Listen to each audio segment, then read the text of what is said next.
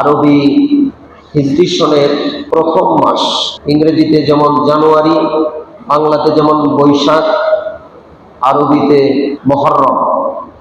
এই মুহররম মাসের আজকে বাংলা হলো আষাঢ়ের 5ই আষাঢ়, অর্থাৎ আষাঢ় মাসের 5 তারিখ, আর জুন মাসের 19 তারিখ 26 সাল চলছে। আরবি মুহররম মাস 4টি হারাম মাসের মধ্যে অন্যতম একটি মাস। এই হারাম মাস সমূহের মধ্যে যুদ্ধ বিগ্রহ, ক্রন্দন, মারামারি, কাটাকাটি এগুলো থেকে সাহাবীরা বিরত থাকতেন। এই মুহররম মাসে অনেক বড় বড় ধরনের ঐতিহাসিক ঘটনা ঘটেছে। যেমন এই মাসে অন্যতম একটি ঘটনা হলো মুসা আলাইহিস সালাম এবং ফিরআউনের সাথে। মুসা আলাইহিস সালামকে আল্লাহ তাআলা মুমিন বান্দাদের সহকারে ফিরআউনের হাত থেকে এই মাসে রক্ষা করেছেন এবং ফিরআউনকে সাগরের ভিতরে, নদীর ভিতরে নিমজ্জিত করে পৃথিবী থেকে চিরতরে বিদায় করেছেন।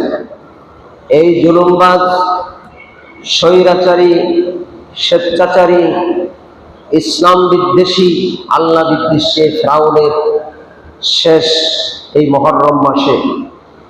এজন্য মুহররম মাসে রাসূল সাল্লাল্লাহু আলাইহি সাল্লাম একটি সিয়াম রাখতেন, আশুরার সিয়াম।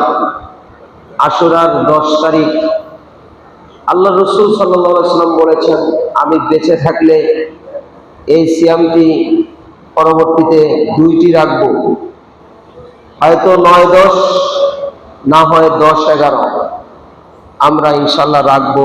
এজন্যই রাখবো, সহিহ মুসলিম 2804 নং হাদিস। রাসূল সাল্লাল্লাহু আলাইহি সাল্লামের কাছে প্রশ্ন করা হয়েছিল আশুরার সিয়াম সম্পর্কে। রাসূল সাল্লাল্লাহু আলাইহি সাল্লাম বলেছেন, ইউকাফিরুস সানাতাল মাযি।